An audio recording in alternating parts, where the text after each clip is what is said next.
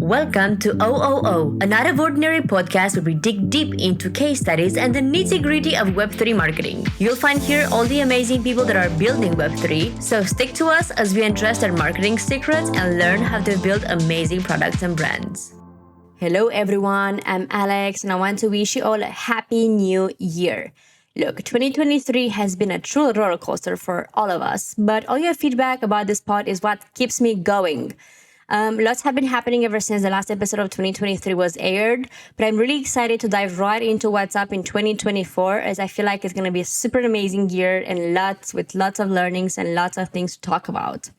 Also, before I forget and cut right into the chase, I want to let you know that I'm working super hard to make this podcast your go-to place to learn all about Web3 marketing, if it's not already your go-to place. You can now support the show both on Patreon and Unisub with donations in fiat or crypto. And you can donate as little as $5 a month and still have a huge impact. And if you can't donate, that's totally fine. Send this podcast to a friend, leave a 5-star review, or post about it on social media. Every action matters. Okay, now done with all of this, let me introduce you to my guest. Will Leatherman is the founder of Voodoo Marketing and a former CMO of Parcel. After spending time building in the Solana ecosystem, he started a fractional CMO growth agency designed to help early-stage companies grow fast and efficiently. Good morning, Will. How are you? I'm good. How are you? I'm great. This is the first episode of the year, so welcome. I'm so excited, and I feel like we are going to be tackling a subject that has been very important for many people, especially because of what's been happening for the last couple of months. We're going to be talking about projects on Solana, so I think it's going to be a very, very cool talk. So I'm inviting everybody to stay until the end. And to kind of kick it off, I want to ask you if you can maybe tell us a bit about yourself and how you got into Web3. Yeah, absolutely. Thank you for having me.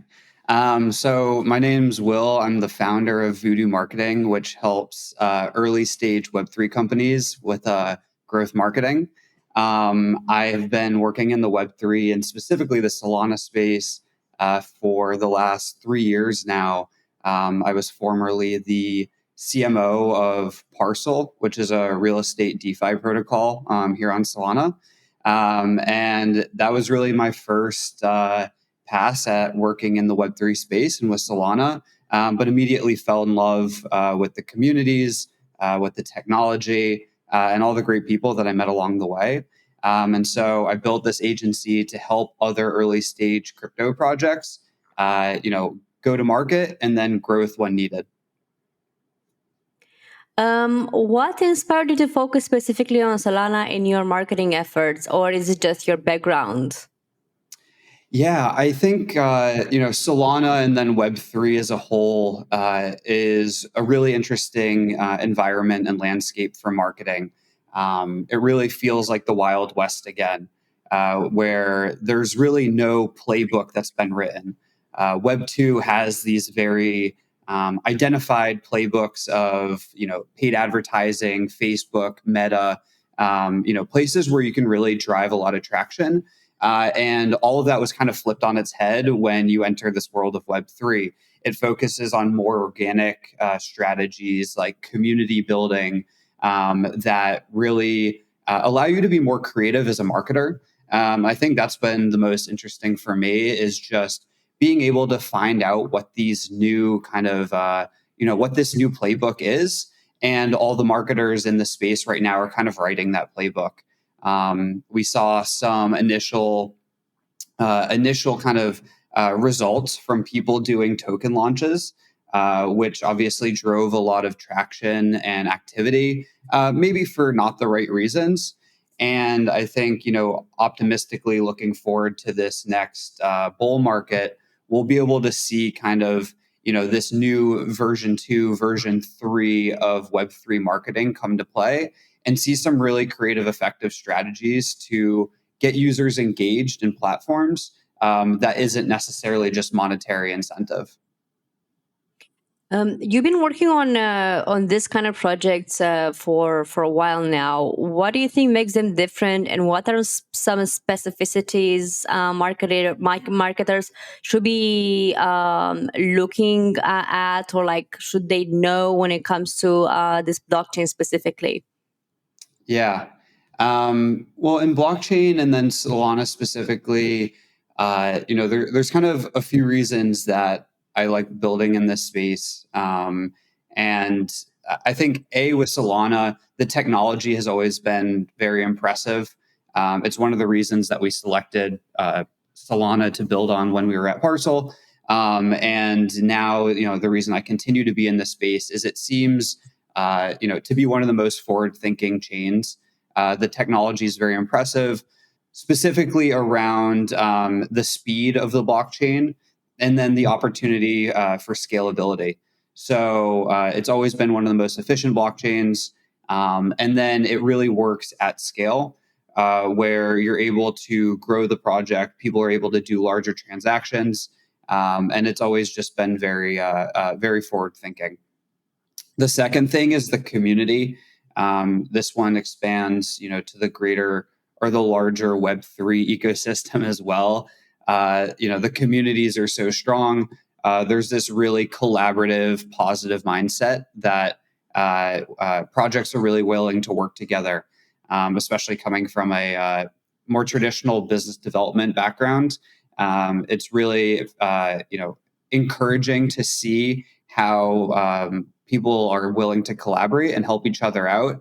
There's this mentality of we're all in it together, and you really see that come through with Solana projects and larger Web3 projects as a whole.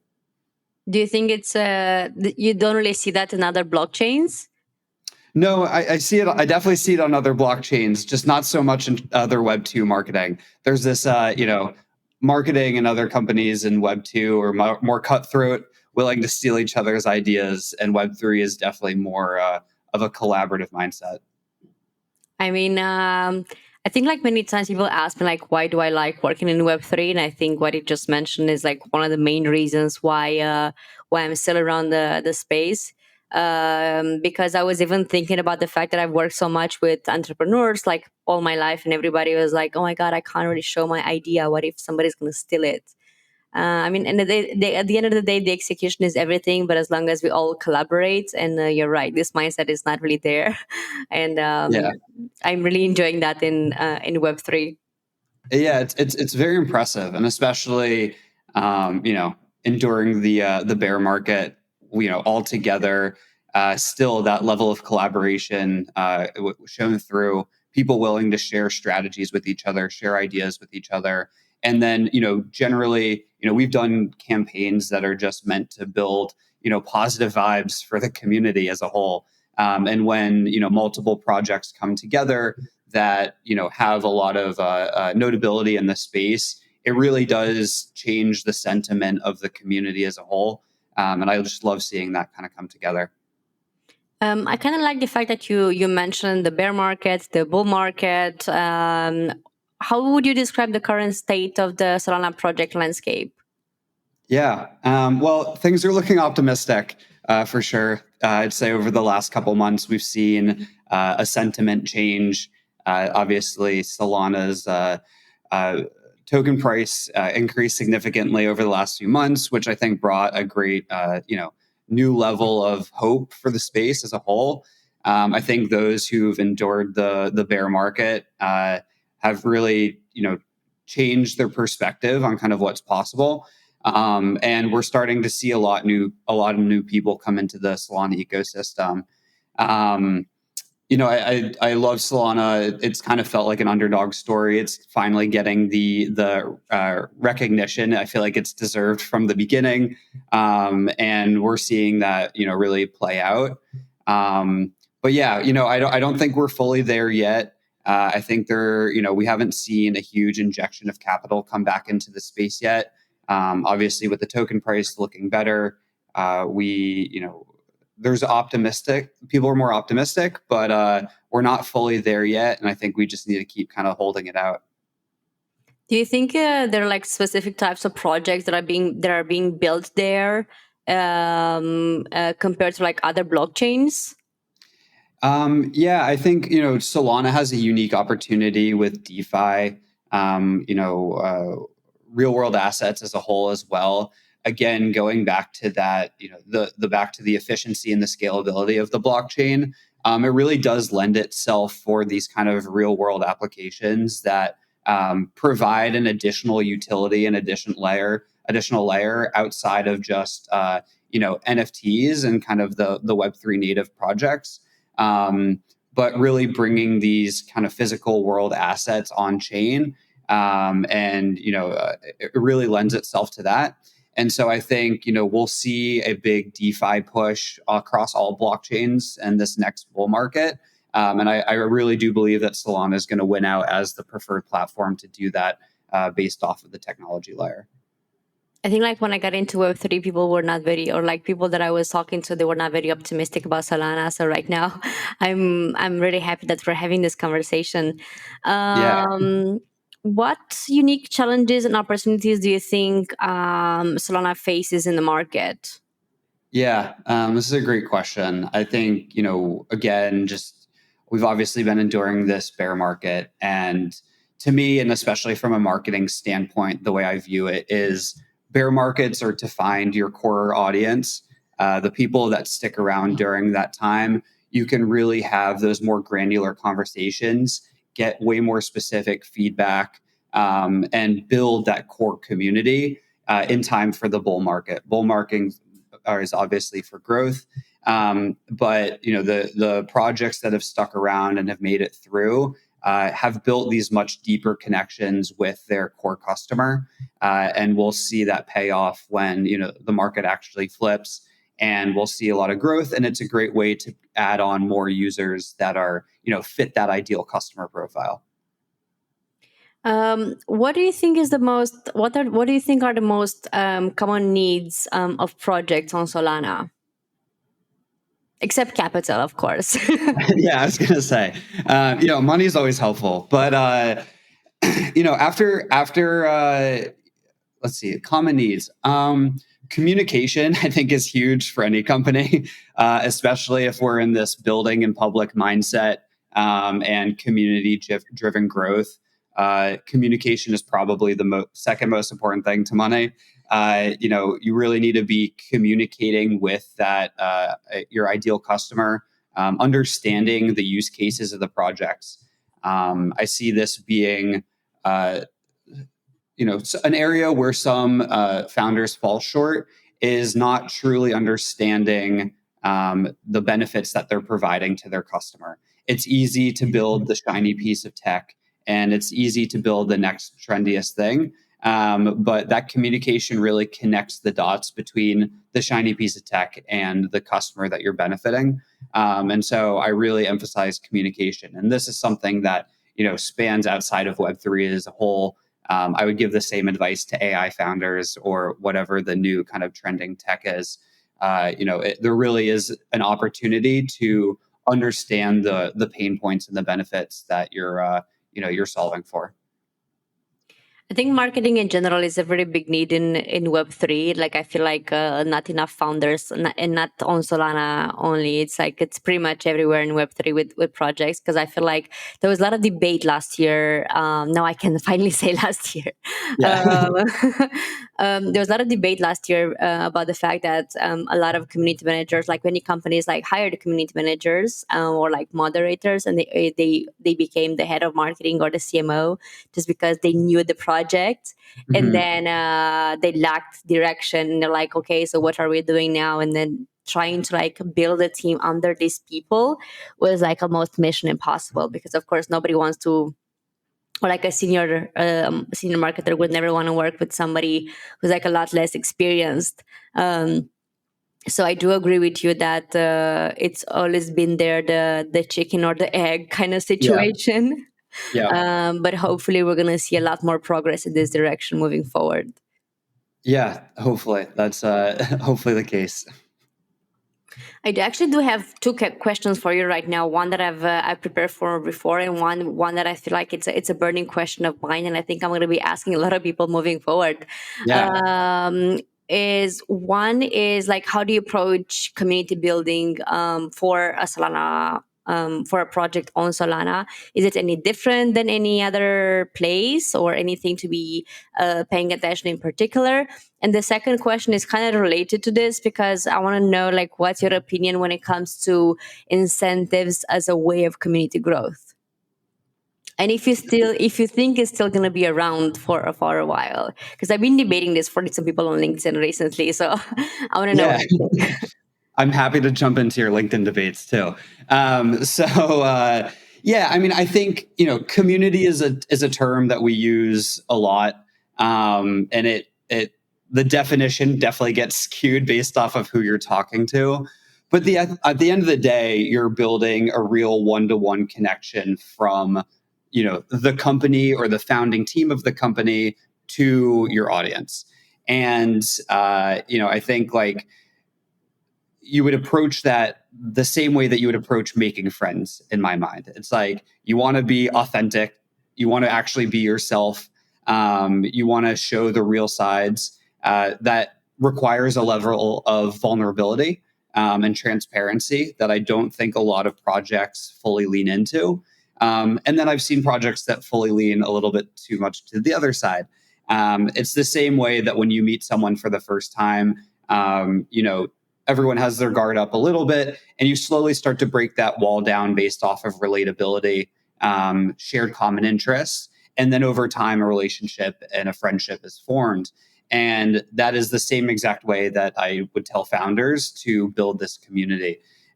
You want to share enough where you're showing that you're being open, and you get a little peek behind the curtain.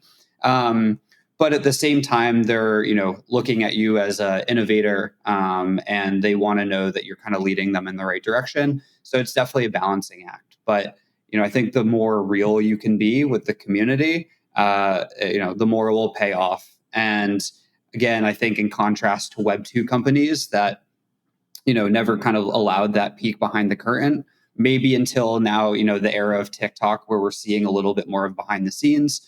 The culture was really meant to be boastful and just speaking to your successes, where community building is again being authentic and kind of showing behind the curtain the thought process. People really want to be along for that journey, especially if they're supporting you at an early stage. They know not everything is peaches and cream, so they want to be part of that journey together, and that's how you build that camaraderie. Something I've been discussing with people recently is the fact that I feel like it's everybody just gives advice on like how to grow, but nobody exactly tells you like how to stay still or to have like a solid ground. And I think especially when it comes to Web3 projects, like in these early stage communities, of course, they're there to cheer you at the beginning or like in the early stages, but they're with you to kind of help you build the product. And I think this is super, super important, because without their help, you would never know which way you should steer the ship, let's say. Exactly. Especially if you found that core community, those will always be your best advocates. And I think to your earlier point, I think that's why we did see a lot of them get brought into the internal team, and community managers became CMOs. We'll see how that plays out based off of experience. But the idea that bringing someone in that lives and breathes the project just as much as the founders, is not a terrible sentiment. I think bringing people in that care that much is a great strategy. And I realize I brushed over your question about incentives. So I think is definitely a place for rewarding or incentivizing action on platform. Um, we see it in the Web2 world all the time with like customer loyalty programs, Starbucks or, your favorite pizza shop. And I think, there's actually a huge opportunity for that to continue. But I think, shamelessly giving away tokens for activity, kind of incentivizes the wrong action. If it can be used to build more loyal customers, and build more of that community, then I think it's a great strategy. But I think we'll see that kind of nuance shift. There's so many, advantages that we have with blockchain being the ledger to track these interactions.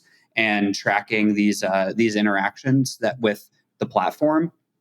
That I think there is, definitely room for a sophisticated loyalty or rewards program that can be built. It just won't be, shamelessly shilling. Hopefully. Let's see. Let's see. Yeah, we'll say. Still like on the lookout for that. Yeah. Do you have any notable success stories or lessons learned from community building efforts, or anything maybe you've worked on, or like companies that you've paid a closer look at? Yeah. I think there's, I think two kind of thoughts on this. I spent most of my time in Web3 at a company called Parcel, which was a fantastic time, and we talked a lot about how to build community. And we tried a lot of things to build community, and a lot of them didn't work, and a lot of them did. I think that's where you learned that it's easy to get those vanity metrics, and it's easy to get people interested, but it's not necessarily building community in the right way. And so, I think probably one of the better ways that we built community while there was, talking to those customers.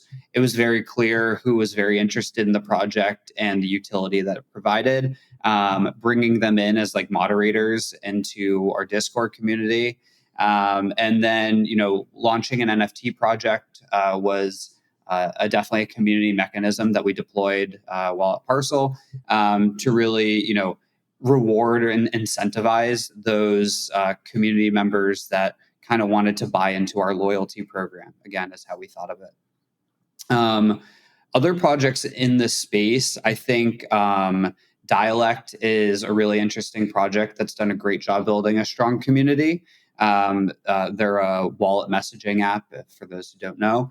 And they've built these sticker packs that other projects can develop and deploy, and they can be used in chat messaging, which I think is a really smart route for a couple reasons. You're building this strong community within the messaging app itself, where users can collect their favorite packs, obviously use those stickers in messaging between their friends, which just adds an extra layer of creativity and self-expression through messaging. But the kind of second community building is they're building community with the greater Solana ecosystem as well, where they're building those one-to-one relationships with these different NFT projects, with these other DeFi protocols that can convert a lot of them started as NFT collections that got converted into stickers. And so you're building the relationship with this greater Solana ecosystem as a whole as well. And I think it was just a really smart, intentional, and wildly successful way to build community with their customers and Solana as a whole.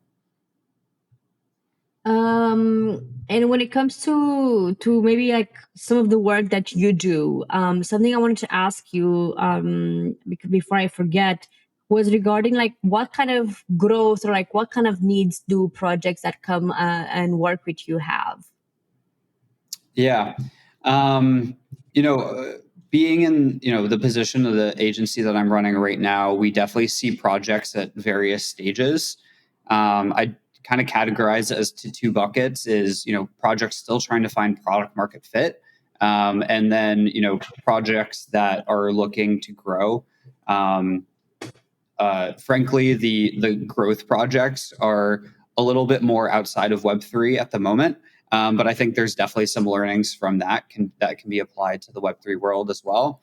The projects still looking for product market fit always seem to have the same kind of the same issues. They obviously feel very unique, but once you've seen it a few times, you kind of pick up on trends. And it is reflective of what I spoke about earlier a little bit too, where there's this disconnect between the product being built and the customer profile that they're going after. And my job is to connect those two things. And that can be a few different ways. That can be changing the, suggestions on how to change the product. It can be building a more effective communication strategy to reach that ideal customer, or it might be identifying a new customer. In these early stages, I think it's really easy for founders and builders to get kind of locked in to what they're building and being a little inflexible to pivot. And so I, try to provide an external voice unbiasedly that helps them get closer to, again, to connecting those two things. And so, what that looks like functionally is really just understanding the best use cases of the product. What problems is it actually solving? What utility is it providing? And then, building out a profile of who those customers are. For me, my strategy always starts with speaking to your current customers or current users. Really understanding from their perspective why they find your platform valuable, which is, funny enough, a step that a lot of founders often overlook, where they want to explain to their product to users, but they don't listen to what the users are saying about them. And then you find more people like that. It's pretty straightforward, and obviously there's a whole lot of things that might pivot and change that along the way. But at the end of the day, Web3 or any new, advanced technology is meant to be providing value and a solution to a problem that someone's already having. And if and the projects that don't make it are the ones that, maybe are doing something interesting or novel, but aren't actually solving a real enough problem for a large enough demographic. And so it's just connecting those two things. Something else I wanted to ask you is the fact that Web3 is always evolving industry and it's not really stabilized yet. And I don't see it like being stable or like to be able to kind of forecast some stuff or to kind of like templatize some things. How do you stay updated to the latest trends and changes? Yeah. The easy answer is Twitter. The Twitter ecosystem is fantastic, especially to understand what other projects are doing. What the actual updates are of what people are building. But I think anyone in a field that relies on some layer of creativity. Like I said, it does feel like the Wild West. We have to be more innovative from a marketing perspective. My best advice is to get out of the echo chamber sometimes. Twitter can feel like, and LinkedIn can feel very much like an echo chamber, especially in the Web3 world. But look for inspiration outside of it. I am an inherently creative human being, and I'll find creative solutions to problems that I'm having in the Web3 space. Out taking a walk or watching a movie completely unrelated to it.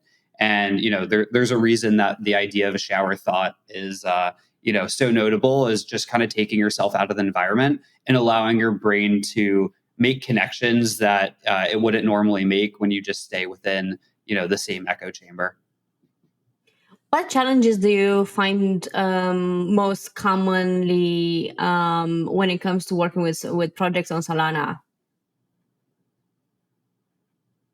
Is there anything specific to this blockchain, or is it anything specific to the size of the companies, or is it both? Yeah, I think Solana specifically, I think back to it being kind of the underdog blockchain in my perspective.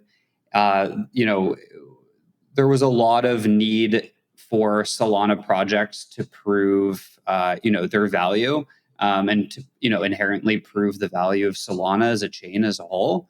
But I would say, it was really, I think one of the biggest issues was just capital. There was so much more money there still is so much more money in EVM, that, these projects haven't really had the opportunity to pop off and grow in the same way that, other EVM projects have. And so, I think like once that capital starts to kind of transition, which we've been seeing over the last few months into Solana, and the market starts to turn, we'll see these projects really get their opportunity to shine because I think what Solana hasn't been lacking is innovation. The projects on Solana are definitely thinking about the future. I think there's some of the most innovative DeFi platforms being built on Solana right now. And so I think the community just needs the resources to really be able to show the growth that's the growth potential that's there. Something else that you mentioned is the fact that building a community is like building a relationship with a friend. But at the same time, for example, I haven't seen a lot of education in the space. I know a lot of people talk about it, but I don't really see much of it. I see a lot of updates in Twitter Spaces, for example, when it comes to like how the projects are being are evolving and so on. But it's not like so much education when it comes to what can you do with the project or what the product can actually do. So I wanted to know what's your take on user education and and the way or the role it plays in a successful marketing campaign. Yeah, I think education is massive, and there's definitely a need for it as well.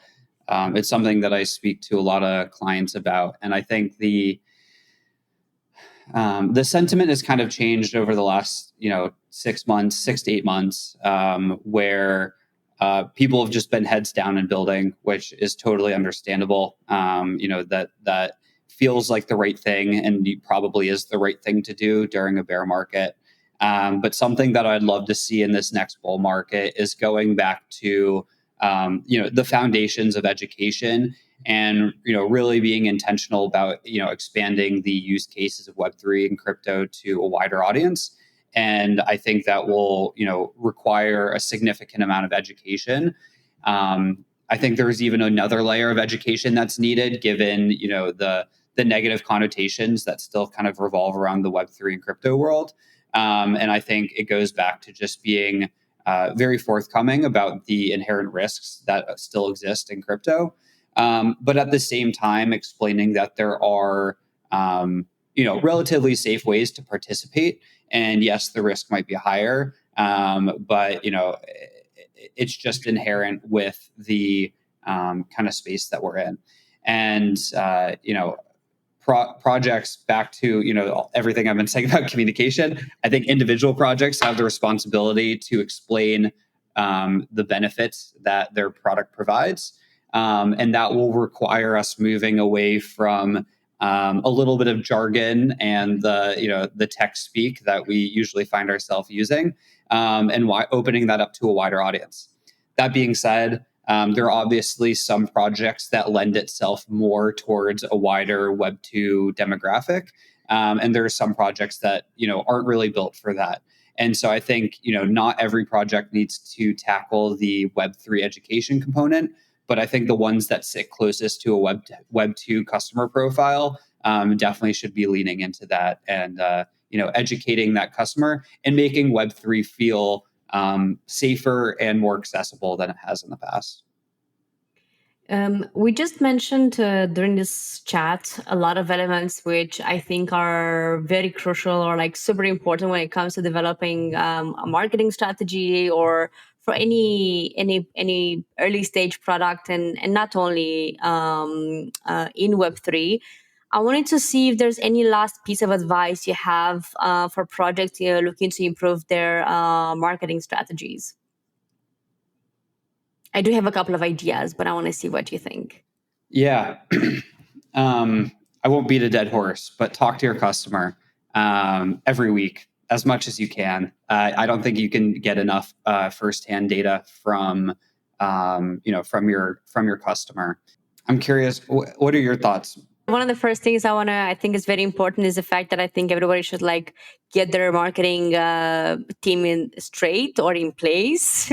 I think which is one of the most important things. I feel like many times a lot of marketing agencies have made the marketing in Web3 look really bad, or like make it look like people don't really know what they're doing, or like scammy and so on, which obviously is not the case. And I think we should or like founders especially, and not recruiters but mostly founders, I want to say this very specifically, should be really paying attention to like what kind of people are they getting in the team. um, and then obviously kind of do an analysis of like what's happening there, and make basically have a proper strategy in place, because I've seen it many times being all over the place, or like getting the not the right fit people in the team, and then trying to hire people that are overqualified or like more qualified than the head of marketing, which obviously is not an issue when it comes to like different directions. But at the same time, you need somebody who knows what they're doing, not somebody who's been in Web3 for 2 months. Get them as your head of marketing. So, and I also think it's very important to kind of know your budget and know exactly what you want to get out of it, especially when it comes to working with advertising agencies, because I don't think they're like that bad. I just think you need to find the right partners. Yeah. I think that's all a great perspective. I think, That's my biggest pain, let's say so. yeah. No, I mean, I completely agree. What just marketing in general is something that a lot of people conceptually understand how to do. And I think that gives a lot of people, a lot of founders, an idea of what marketing should be, and a lot of opinions around there. So a lot of people, back to your team building, I've seen a lot of founders just hire someone who's junior and be like, direct them to just do their marketing. And what, those junior level employees don't have, or maybe some do, but they're a unicorn, is I think generally we know all the ways to market a project. We know social media, we know ads, we know campaigns, email, whatever it is. But I think the value provided from a more experienced marketer and someone who's been doing marketing in this space in Web3 is the direction and the guidance as to when you should be putting resources to certain things, when you should be doing certain strategies. And the prioritization of, we're in this phase, we need to be doing this thing, and the ability to focus on that one thing. Projects that just spin up every social platform in one day and then try to post content sporadically are never going to see any progress, versus if they just focused on one channel and built that out to being, a point where it was efficient before moving on to the next thing. And I think that's what, to your point of getting your right team in place, kind of getting the right people there to help guide, what that marketing strategy actually is. Yeah, for sure. I think it's not just important for Web3 projects. I think it's important for Web2 projects as well. Absolutely. But I think that's kind of where everything starts. One of the last questions I have for you is regarding the future. Like, so what do you foresee in Solana projects, or like in Solana, in marketing for Solana projects, and not only in the short future, or for let's say for the next couple of months or for the next couple of years? Yeah. I'm pretty optimistic about loyalty programs being iterated on. I think we saw the rawest form of them in the past, which was just token airdrops, and I think we will start to be more sophisticated about how we structure these. And I think there's a few projects doing this very effectively now, which makes me optimistic about how they'll evolve. And this is something also I'm seeing, being in the position of, where I am with this agency. I'm seeing a lot of projects that haven't launched yet. And I'm seeing a lot of Web2 companies actually build some very, very intelligent loyalty programs, reward programs using blockchain. Especially with all the GDP compliance issues with storing technology or storing user information. Web3 provides a really strong solve for that and solution where you can actually build a CRM of customer information on the blockchain that's actually more protected than it would be in a Web2 environment. And so we're seeing Web 2 projects do this. We'll definitely see Web 3 projects start to iterate on this as well. And I just think in the next 6 months to a year, we'll see that continue to move forward. The additional thing is, I think ads are going to become an opportunity. They might look different than the way that we interact with Google Ads now, but I think there's still a very efficient way to grow a customer base. And I think with Google, especially, with more regulatory clarity, we're going to see ad platforms try to get in on the activity, which is great because I know there's a culture of not loving ads, but they are a very effective growth mechanism. And if someone's able to crack ads in a Web3 or a blockchain format, I'd be very interested to know about that project because I just think there's a massive opportunity there. Take a look. There's an episode with Slice on the Out of Ordinary podcast. Oh, I'm excited to listen to that. What I wanted to say is that I recently, so yes, first of all, Slice is one of these platforms. So I think maybe tuning into that episode might be interesting to see how advertising might look into the Web3 world. And something else I wanted to say is that I found recently a podcast on loyalty programs, and I think it has a couple of hundreds of episodes. So Cool. that is probably definitely something to look into and to kind of instill ideas as well. Yeah, definitely. What are some tools, resources, or anything you might find useful for the audience to take a look at when it comes to learning more about the space? Yeah. I think learning about the space is just dive into it, get into the culture, get in those discords, spend time on crypto Twitter. You will learn very quickly what the culture and the ethos that surrounds Web3 is. And that's, probably the most important part to understand first. Buy your first NFT, kind of just immerse yourself in the space. And then become that loyalist to a project. I think you'll really learn a lot about community building by just throwing yourself in, and stay observant as to what you're experiencing as a first time customer or a first time user. And if you've been in the space, or maybe you left the space and you're coming back, the space has evolved significantly in the last year and a half. And so I think just kind of staying up to date in Twitter and Discord and those places. I think generally also as a marketer or someone building, there's definitely a book I would recommend anyone read called 0 to 1 by Peter Thiel. This was hugely monumental in my kind of understanding of building and shipping products, but it really talks about the process and gives some very helpful insights from that idea to first step of execution. And I think it's helpful for all founders across the board. We'll definitely link that into the description of the episode. Before we wrap this up and ask you where can people find you, I want you to tell me, because you're the first speaker of this year, what do you wish for 2024? 2024 is, I set my intention as growth, and I mean that across the board. I am looking for personal growth, trying to be more mindful about the things that I do, the things that I eat, and the way that I spend my time.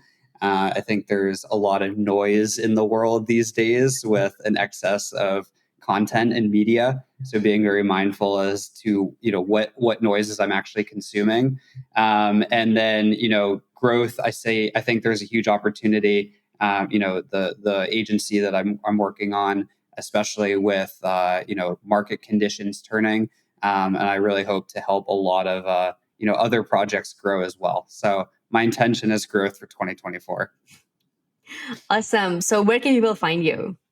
Yeah, I'm on Twitter at WLeatherman9. And then you can always find me and my agency, Voodoo Marketing, at voodooagency.co.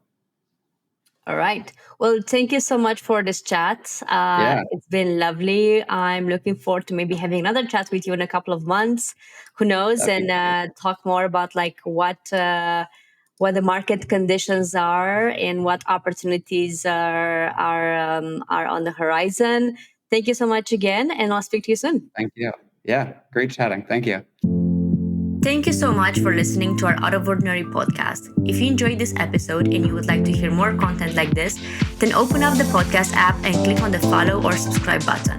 It takes less than 5 seconds and is the single best thing you can do to support the show and stay up to date to more marketing strategies that are being used in the Web3 space.